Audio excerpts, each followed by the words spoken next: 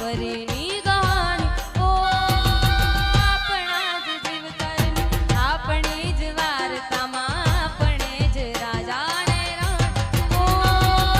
આપણા જ જીવતરની આપણી